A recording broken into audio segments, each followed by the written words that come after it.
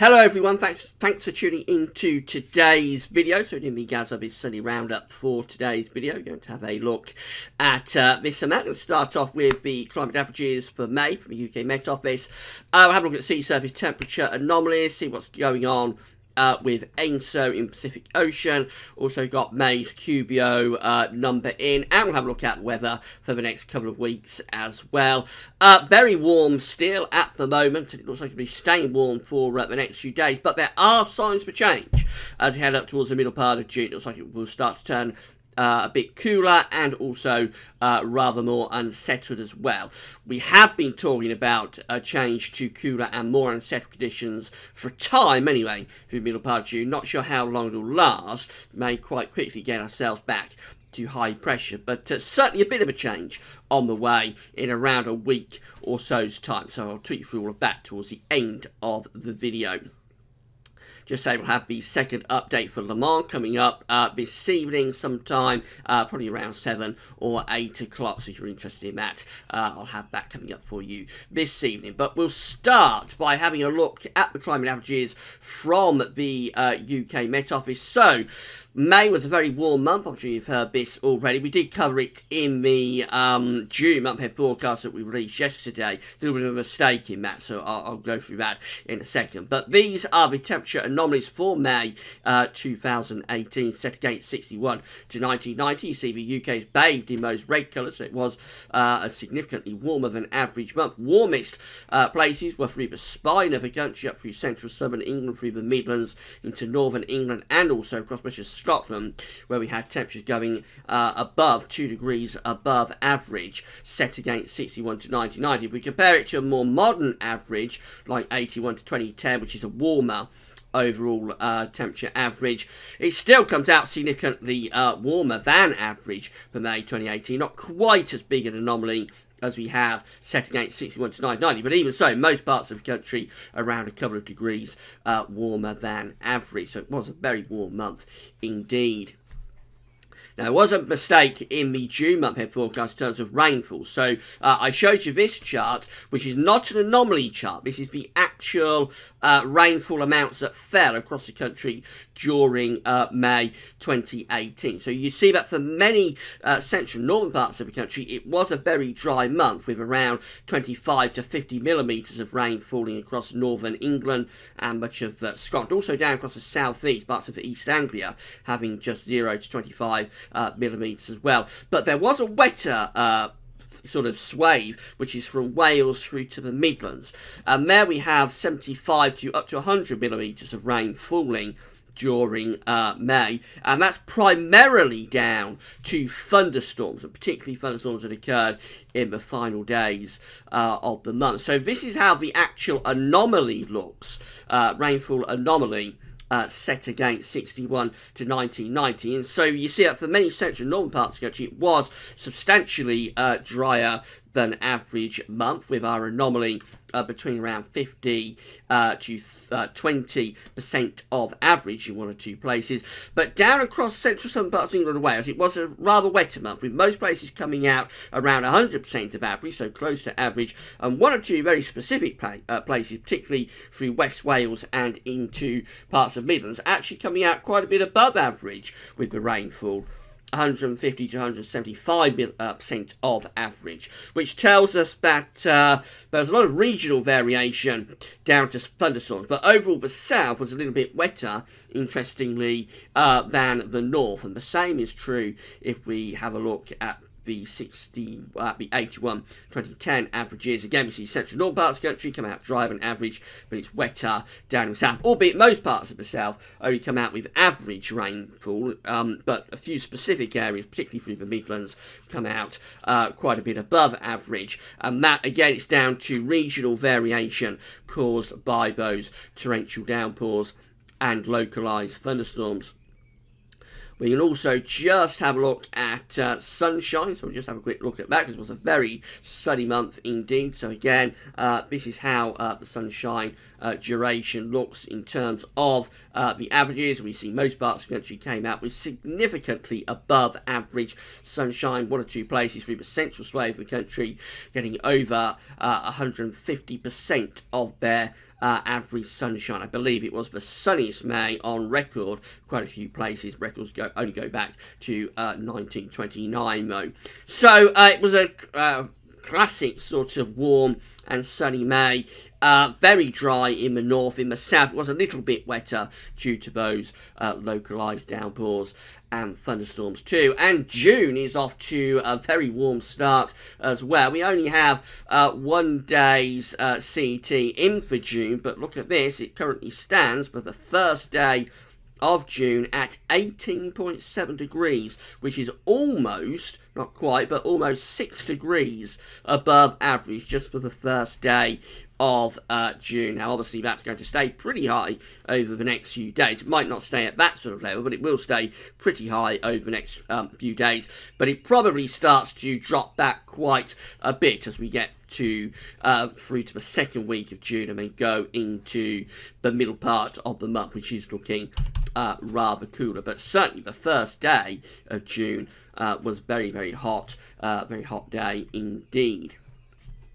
Now, I did say that we've had the QBO number in for May, so the quasi-biennial oscillation is an index that's telling you the strength of the zonal westerlies, essentially. We're in the easterly phase of the QBO, which is when the zonal westerlies are weakened, and we get negative numbers. So, for example, the year of 58-59, this is from Noaa, and it goes all the way back to 1948 for the QBO, although these earlier numbers, I think, they're a bit dubious. It's about 1953. From 1948 to 1953, it looks like we're in a continuous ECQBO, which I don't think is quite right. So reliably, the QBO index starts around 1953. That's our first sort of reliable year. So anyway, 58-59, that was a easterly QBO year. You see these negative numbers just here in the year of 1959, early on anyway.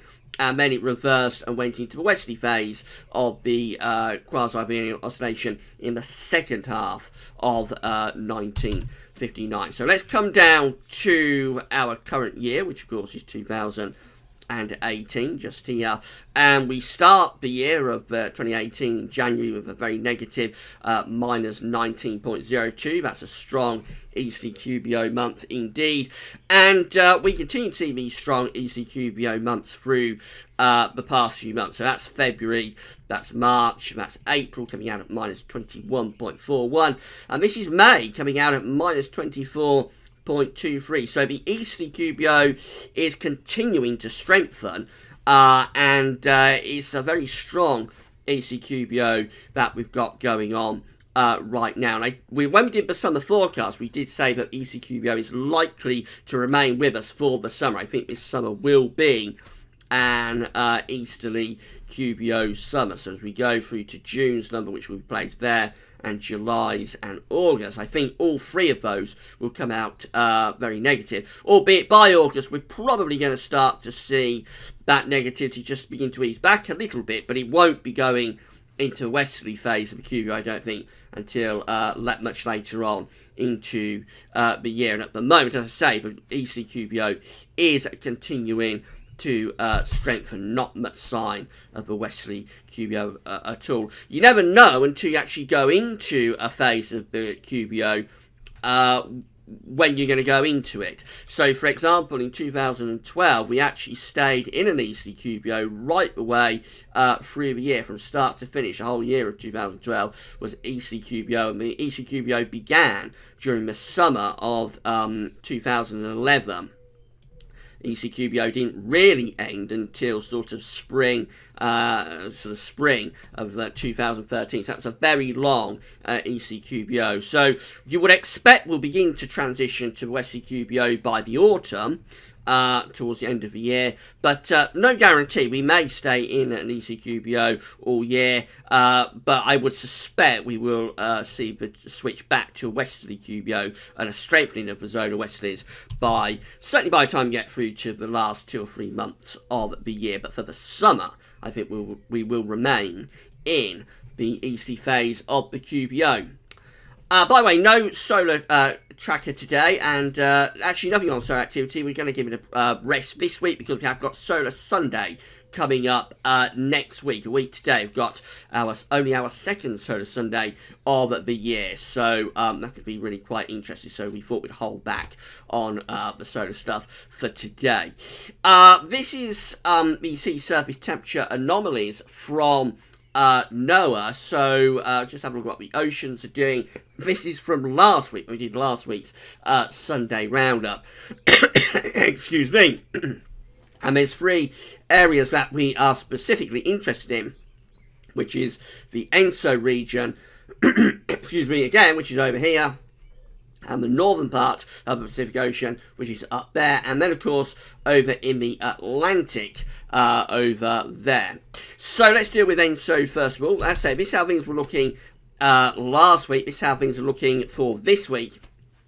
And in terms of ENSO, we see that we're still warming things up. So we've left behind La Nina now. The cold event has gone. We are shifting. We have shifted to ENSO neutral. We have got a little bit of orange beginning to appear here over in the eastern part of the equatorial Pacific Ocean. Maybe just the first little hints of a switch to a warm event, of a switch to an El Nino event, although it's too early to say that. But certainly the equatorial Pacific Ocean is warming quite quickly now. So we're back to ENSO neutral. Whether this does go to an El Nino event, we need another month or two to see what's going to happen there. But certainly we are warming the surface of the equatorial Pacific Ocean up quite quickly. In the northern part of the Pacific Ocean, sea surface temperature anomalies remain very similar to what they were last week, but they are a little bit on the cool side, especially up here in the far north of the Pacific Ocean. In the Atlantic, we've got a very strange looking sea surface temperature anomaly profile. So it's gone really quite cold indeed up here, and this stretches down to there as well through to the tropical part of the Atlantic Ocean. Remember, these are anomalies to average, so the tropical Atlantic will still be very warm, part of the Atlantic Ocean, but these are anomalies to average. And then we've got this sort of strange warm area through the central part of the northern Atlantic Ocean. So what the effects of that are going to be on the summer, it remains to be seen. At the moment, where we've got these cooler than average sea surface temperature anomalies around here, that's probably helping to promote ridging. But with all this warm water that we've got just here, if that breaks through, and I suspect as we get further on into the summer, that probably does break through, but it may actually begin to move the Atlantic on and start to rev the Atlantic up a little bit. So that possibly goes along the lines of the summer forecast, which is that we have a reasonably dry and warm start to the summer, and then it starts to deteriorate as we go through the summer. So by the time we get through to August, if this warm area has pushed through these colder than average sea surface temperature anomalies, then we may start to see much more unsettled conditions moving in from off the Atlantic, actually, by the time we get through to August. But it does remain to be seen. It's a very unusual sea surface temperature anomaly profile that we have there. ENSO forecast from CFSV2 is lifting things into El Nino territory now. So this is the region 3.4 forecast for the central part of the equatorial Pacific Ocean. So just talk about the regions. Let's just go back to this map very quickly. This central part of the equatorial Pacific Ocean is kind of like 3.4, and then over here towards the Peruvian side, that's regions 1 and 2. So you think that the central part of the equatorial Pacific Ocean is 3.4, and 1.2 is over towards the Peruvian side. And then you've got region 4, which is somewhere over towards Indonesia. So the CFSV2 is forecasting that we are going to see temperatures lifting up into weak El Nino threshold by the time we get through to the second half of the summer. So the dates are on the bottom of the chart. That's April there, that's July, that's October. Temperature anomalies along the side of the chart. So this is where we're starting off at, somewhere around here on the warm side of ENSO neutral. But this black dash line is lifting up above plus 0.5 degrees. That's the minimum temperature threshold to have an El Nino designated, 0.5 degree above average or more over 5 tri-monthly periods, and you'll have a warm event to have an El Nino officially designated. So this black dash line, certainly by the time you get through to July and August, just here, the black dash line is lifting up above 0.5 degree above average, which tells us that the CFS ensemble is predicting now a weak El Nino event to develop. It reaches its peak, if we can call it that, around the end of the year, of course, around December, where we go to around 1 degree above average. So it's a very weak El Nino event that the CFS V2 is forecasting. But nevertheless, that would be enough for us to have an El Nino officially designated with Noaa. So going into an El Nino from a La Nina is quite an unusual thing to do, but that's what the CFS is predicting. And it's also predicting a Modoki or Modokai El Nino, a central-based El Nino. So if we have a look at the temperature forecast from CFS V2 for regions 1 and 2, which I said is over towards the eastern side, you see we don't go as high with this black dash line there. We just about, at the very end of the year, get close to El Nino threshold, but not quite doing it. And overall, the region 1 and 2 forecast from the CFS V2 is cooler, albeit it's on the warm side of ENSO neutral, but it is cooler for regions 1 and 2 compared to regions 3 and 4. We can see that quite clearly. When that happens, that's a Modoki or a Modoka or a central-based El Nino. And you can get some quite interesting winters, actually, with central-based El Ninos, particularly in America. It could be a signal for really brutally cold winters over in America. For us, it does vary from event to event, because we're much further away from the Pacific Ocean. It can sometimes be a signal for a colder winter for us, but as ever, for the UK and Europe, when it comes to winter, it is never quite that straightforward. But if we do see a Modoki El Nino and a weak Modoki El Nino developing through the second half of this year, I suspect it will be something that will cover quite a lot in the winter updates, which will begin in around 3 months' time. This is how the CFS model was predicting ENSO region 3.4 area at this point in 2006. There are similarities, actually. This is from the start of June 2006. This is the old model. We're on to CFS V2 version 2 now, but this is the old original CFS model. But you see that at this point, at early June 2006, we was seeing the chance of going into, albeit not quite as warm a signal as the model is going for now, but still seeing a chance of going into a weak El Nino through the summer and the autumn of 2006, and also Modoki central based, so regions 3.4, the central part of the actual Pacific, warmer than regions 1 and 2, where we are on the cooler side. Of course, that was a really hot summer 2006, and there are similarities, certainly what's happening with ENSO to the summer of 2006. Not necessarily saying we're going to go into, or we're going to have a hot summer, but certainly are getting off to a very warm start to the summer this year. We're also quite kind of similarly placed to 2006 as far as solar activity is concerned as well. So that's very close to solar minimum during that summer. So it remains to be seen what this summer has in store. But there are similarities, certainly from an ENSO perspective, to 2006. Arctic oscillation observed and forecast chart looking like that. So this is the very latest. Just going to zoom in and have a look. Remember, this is just an index that's reflecting the state of the atmosphere, similar to the QBO. All of these indexes, whether it's the AO, the NAO, the QBO, the SOI, they're all just indexes that are reflecting the state of the atmospheric setup. They're not driving anything, they just tell you what the atmosphere is doing. So in the case of the QBO, we're looking at the strength of the zonal westerlies, particularly through the tropics.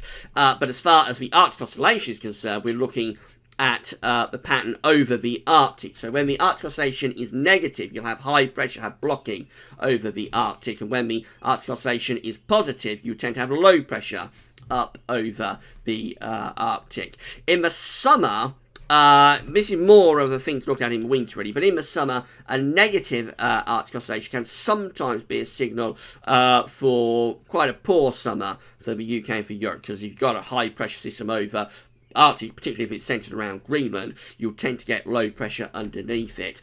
What the we see here is that the black line tells us where we've been with the Arctic oscillation, with red lines at the end where GFS Ensemble forecasting the Arctic oscillation to go. We're currently around neutral with the AO, perhaps just slightly on the positive side of neutral, but not too far from neutral, and the GFS ensembles are forecasting us to stay close to neutral with the AO as we go up towards the second half of June. So it doesn't look like the Arctic oscillation is a particularly big player either way at the moment. The NEO is actually going to go a little bit negative in the next few days. So again, the black line tells us where we've been with the NEO, red lines at the end where GFS ensembles forecasting NEO to go. Again, we are a little bit on the positive side of neutral at the moment with the NEO, but in the next week we are forecasting the NEO to, for a few days anyway, shifting to negative territory before probably returning back close to neutral as we go through to June. Overall, it doesn't look like either the NEO or the AO are particularly big sort of drivers of the weather over the next week or two. So they are both kind of in their neutral phases, which tells us that the Atlantic probably remains quite sluggish and not all that much to go on really from an Atlantic or an Arctic perspective. What we can see though with the GFS ensembles is that temperatures are going to be lowering. So the red line here is the 30-year upper air temperature average, looking at Wolverhampton today. So we're significantly above average still at the moment. Of course, very warm day coming up. And going to stay warm certainly to the weekend. So it's kind of like next weekend just there.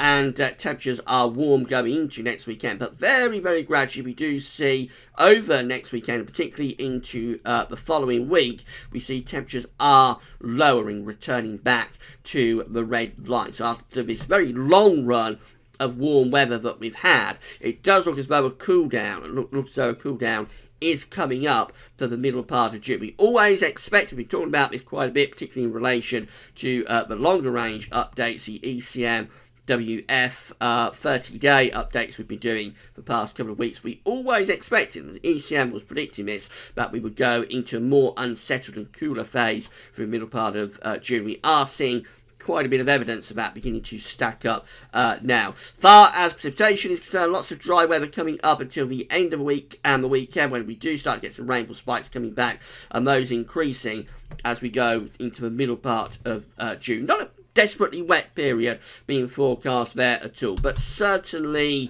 more in way of precipitation and lower temperatures compared to what we've had for a little while for mid-June. Surface temperatures also reflecting this, so we've got 20 degrees just here, 10 degrees just there, that's 30 degrees up there. These do undercut the temperatures by a few degrees anyway. So for example, today at Wolverhampton it's suggesting a maximum of around 20 degrees, and I think you can lift that up more towards the mid-20s Celsius. So it does undercook the temperatures anyway, but overall keeping pretty warm weather going through to the end of the week. But next weekend we do see the temperature lowering, going back into the teens Celsius, which is probably a bit pessimistic, but certainly a lowering of the temperature there for Wolverhampton compared to what we've got in the next few days coming up.